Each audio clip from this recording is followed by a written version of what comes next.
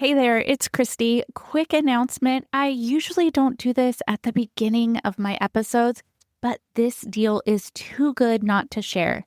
The Catholic Mom Bundle is live this week only. 33 amazing Catholic resources worth nearly $700, all for 25 bucks. It's wild. And yes, my reclaiming piece, a gentle alcohol reset and mini retreat, is inside too.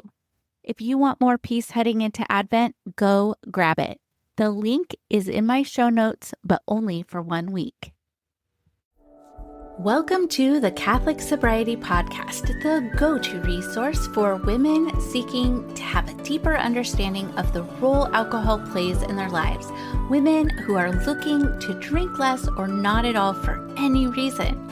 I am your host, Christie Walker. I'm a wife, mom, and a joy-filled Catholic, and I am the Catholic Sobriety Coach, and I am so glad you're here.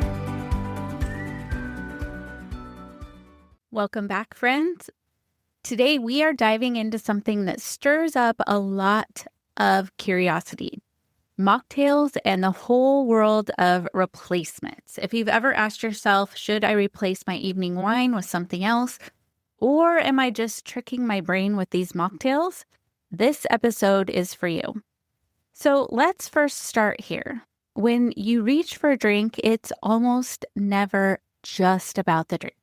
It's actually about the moment, the pause, the reward, the transition from doing to being. So when we talk about replacements, whether that's a mocktail, sparkling water, herbal tea, or even non-alcoholic wine, beer, and spirits, what we're really asking is, what am I trying to experience right now? Is it connection? Is it comfort? Is it celebration?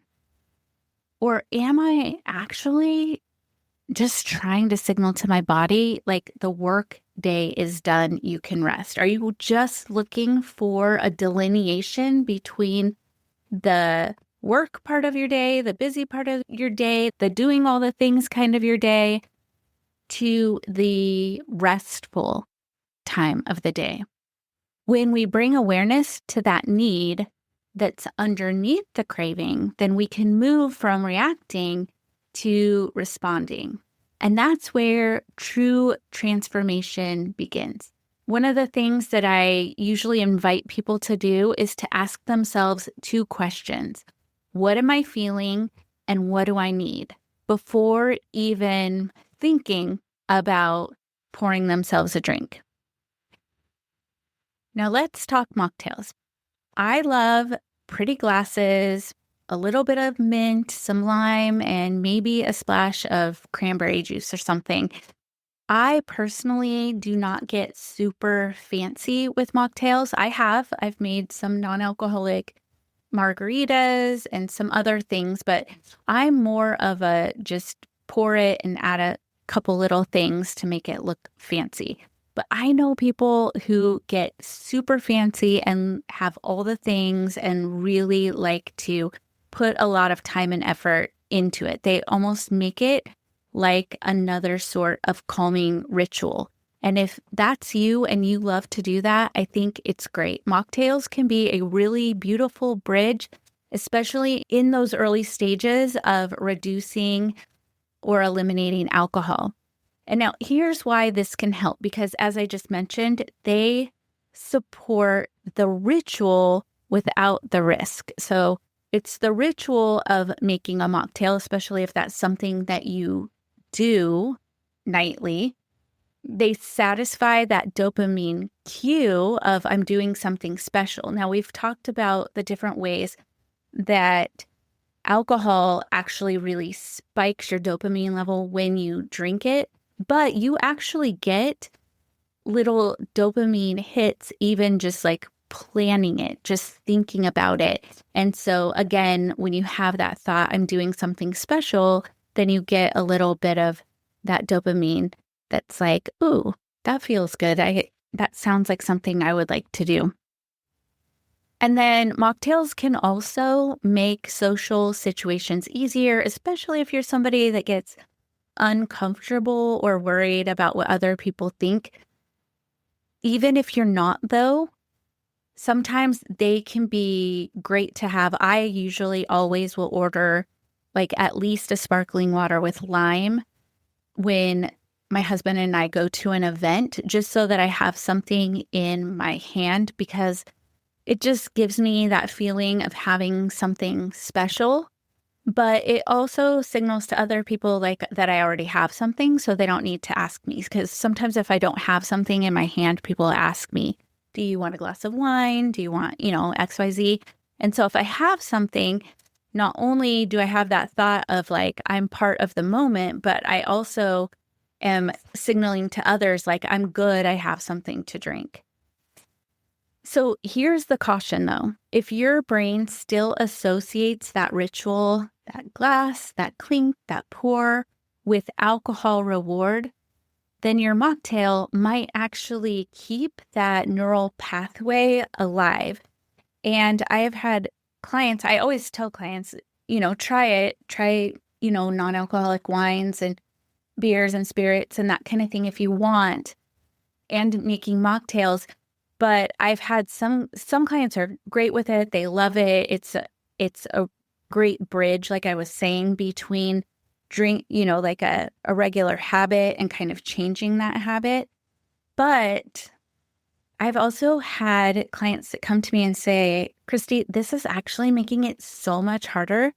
And I just feel like now I'm just replacing that alcohol with something else that I have to like plug in there, but it's not really satisfying. So it's almost more frustrating. So this is where awareness matters, because that's something that you can test out and see, like, does it work? Is it working for me? Does it leave me dissatisfied and wanting more? So you might ask yourself the question, am I enjoying this for what it is? Or am I just pretending it's wine? Like, do I really love this mocktail? Like, does it taste good? Does it, feel good in my hand? Does it give me all of the things that, or does it help me kind of delineate my daytime from my nighttime? Or am I just pretending it's wine? So if the thought of pouring something into a wine glass feels like comfort or a fix, that's worth noticing, because your brain might not yet know the difference, and we don't want to accidentally reinforce the very loop you're trying to break. However, if it does work for you, like I had a client say that and I may have mentioned this before on another podcast, but she loves those cute little decorative napkins. And she would make herself like this little drink. It was like sparkling water and something else. And when she decided to stop drinking, she would make that exact same drink, but just not put the alcohol in it. And she still loved it because she noticed like the feel of the glass in her hand, the condensation on the glass, that beautiful napkin. And I guess she has like a whole drawer of like different ones for different seasons and different themes. And it's just like one of those little pleasures that she just really enjoys.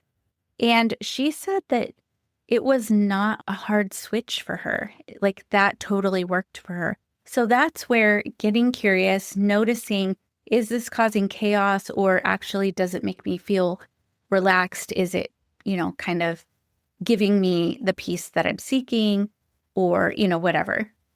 So here's what neuroscience has to say. Now, your brain releases dopamine, that feel good, pay attention chemical, not just from drinking alcohol, but from anticipation of reward. I talked about that earlier.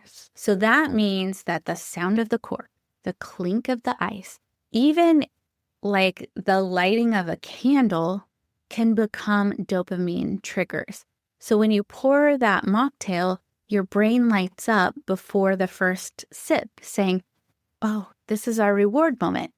Now, hear me out. That is not a bad thing. It's just how habit loops form. So the goal isn't to eliminate pleasure. It's just to retrain your brain to find pleasure in healthier ways, right? So through rest, through beauty, through prayer, through movement, through real connection. So that's why I say don't just replace your drink, actually replace the reward. And we've talked about this before. It's like the cue, craving, and reward. So you could still have that cue, which could be like the time of day. And the craving would be that feeling or thought that you have, right? I need rest. The reward, instead of it being alcohol, you can replace that reward with something else. So how do we do that? Well, when you stop drinking or greatly reduce how much you're drinking, your brain is temporarily low on dopamine and serotonin. So we want to feed it good replacements, those replacements that rebuild your reward system instead of hijacking it. Here are some categories that might help. So for your mind, you could be journaling or even voice noting, like how your evenings feel without alcohol. You could listen to worship music, dance, sing along, listen to a guided reflection. You can light a candle and read scripture, just something to kind of activate your mind. Maybe you like doing, I don't know, like Sudoku or crocheting or knitting or something like that. Those things can be really helpful. Now, for your body, you could go for a sunset walk or make a cozy herbal tea or even one of those sleepy girl mocktails. It's basically like magnesium, a splash of cherry juice, and sparkling water. And that'll help you kind of relax and even fall asleep easier. You could do something tactile, like put lotion on your hands, do a nice facial or something, take a warm bath or even some stretching. And then you can also feed your soul by praying the examen at the end of the day, asking yourself, like, where did I feel God's presence? Maybe write down 3 things that you're grateful for that day, or maybe one thing that would have been blurry or maybe you wouldn't have noticed if you had been drinking. And then you can also offer the craving as a prayer, like, Lord, I surrender this desire. Please show me what I really need. I want you to know that replacing alcohol isn't about deprivation. We don't want to just remove something and leave a gaping hole there. It's about redirection, about finding a new way of replacing that reward and building a new habit path. Now, as Catholics, we understand that freedom isn't just about the ability to choose, but the capacity to choose the good. So mocktails can be a stepping stone toward that freedom, or they can keep us tethered to old patterns. So here's a good discernment tool. Ask yourself, does this help me feel more present to God, to others, and myself? If the answer is yes, that's awesome. Go for it. If not, then maybe just pause and ask the Holy Spirit to show you what that craving is really pointing toward, because often beneath the desire for a drink is the desire for peace. And peace is a fruit of the Spirit, not the kind of spirit that you find in a bottle.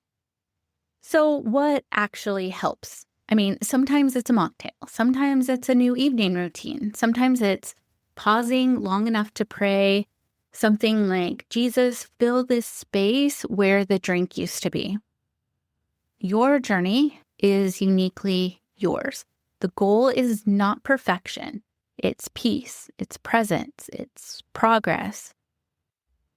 Now, if this episode spoke to you, I would love it if you would share it or leave a quick review. It helps other women find this work. And if you're ready to go deeper into faith-based habit change, Join us in the Sacred Sobriety Lab. You'll find the tools, neuroscience, and spiritual guidance to make these changes stick for good. Until next time, stay close to Jesus, stay curious, and keep walking this soberish path. I'll talk to you again soon. Well, that does it for this episode of the Catholic Sobriety Podcast. I hope you enjoyed this episode, and I would invite you to share it with a friend who might also get value from it as well. And make sure you subscribe so you don't miss a thing. I am the Catholic Sobriety Coach, and if you would like to learn how to work with me or learn more about the coaching that I offer, visit my website, thecatholicsobrietycoach.com.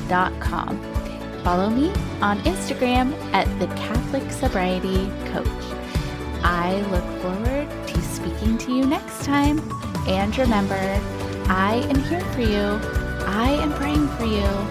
You are not alone.